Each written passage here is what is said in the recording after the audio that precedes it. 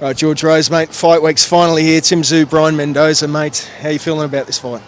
I'm feeling excited. I'm feeling nervous. I've got all sorts of energy, all sorts of different energy. But it's a fight that we want, and it's a fight that we need, and it's good that it's here in Australia. Really good. We just had the open workouts. I guess. What did you see up there? Brian looked like he was doing a lot of moving up there. Yeah.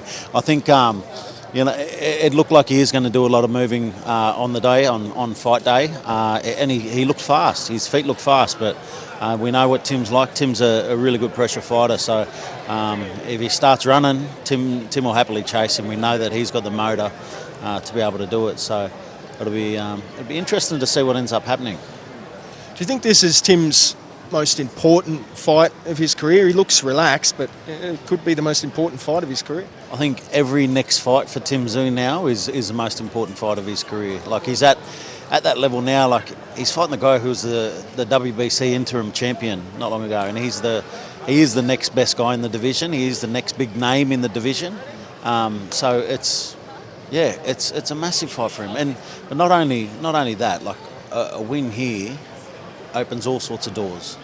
It solidifies him as the 154 guy, the guy that you got to walk through, that you got to come and see if you want a piece of the 154 division. You got to come to him. We don't know what's going to happen with Charlo, but we know that anybody who wants to mix it in this division, Tszyu's here, and Tim's at the top of the tree.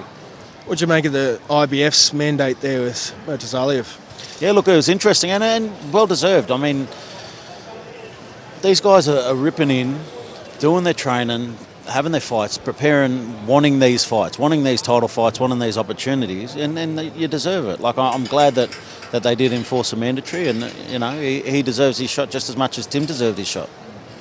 Does that sort of change your ideas for Tim, plans for Tim? Because I know that you guys aren't even hell-bent on Charlo. You could go Crawford, Spence, Canelo. There's other options there. We've been hell-bent on Charlo for 2 years now. And, you get burned enough times that you decide to make sure that you've got other options. Charlo will always be someone that we'd love to get the opportunity with. It will always be that. But if we sit around and wait for him to make up his mind, then, who knows how long that'll be. And Tim's a hungry guy. Tim wants to fight, loves to get in and mix it up. So he's got that John Wick vibe about him at the moment, and I'm loving the John Wick vibe. And I just hope that we can give him the fights that he deserves. We haven't spoken since the Charlo Canelo fight. What did you make of that? I was disappointed. I think, like most people, disappointed. I think he went into that fight with nothing to lose. You're going up 2 weight divisions. The odds are stacked against you. I would have loved to see him just rip in and go for it. I thought he was very smart in the 7th round when he took a knee. I thought that was a very smart move, but off the back of that, he didn't, he didn't have a crack. I would have loved to see him. Have a crack, because everyone knows he's got power. We want to see if how that carries through in that division. But I would have loved to see more. I saw Mario Barrios here as well. Are you surprised about sort of how serious Brian Mendoza believes he can win this fight? He's pretty confident to bring these guys over here. Yeah, well, he's walking around with that calm confidence, and I think that's what makes him different. I think to a lot of the other guys that we've sort of had for Tim, is he's got this real calm confidence about himself. He genuinely thinks he can win, and rightfully so. He's on a 3-fight win streak with three really good wins. So he's got every right to feel confident. But I love how everybody underestimates Tim. I love that. I love it, because when you find out the hard way how good someone is, it's really overwhelming. So I'm hoping that come Sunday, Tim overwhelms him with that, and we get the performance that all of us Australians are here behind him for, and here to see him do, and ready to take on the rest of the world. Tim said over there that we've all grown together, like the journalists have grown with Tim. Like, I interviewed Tim in 2018 or 19, and now we're all here and he's defending a world title.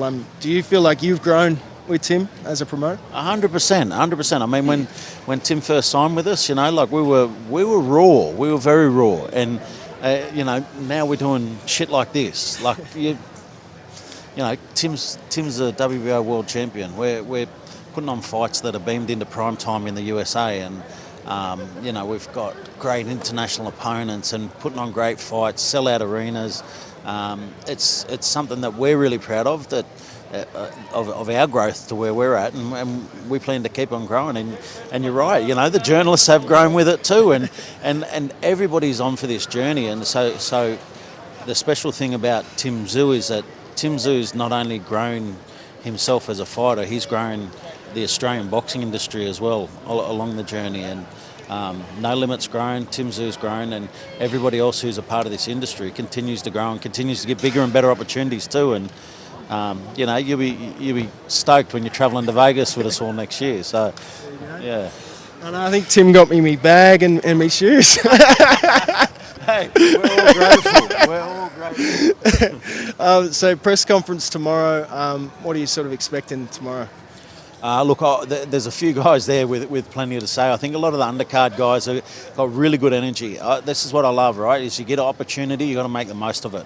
And some of these undercard guys have got really good energy, and they're ready to lay it all on the line. There's a few fights there where there's a healthy respect for each other, and I'm okay with that. They're not gonna talk the talk tomorrow, but as long as they do their talking in the ring, then that's all good. But the guys that have got the gift of the gab, let the people here that are going to turn up, let them see it, let them experience it, because boxing's different to most other sports in that you're encouraged to be yourself and you're encouraged to show your character and show your personality. And whether that's what everybody wants to see or hear, it doesn't matter in boxing, because you've got that platform to be able to say what you want and be what you want, and whether people love you or hate you, it doesn't matter, as long as you get them turning up to watch you fight. And a massive fight for SAMY Goodman this week as well. Yeah. Really important matchup.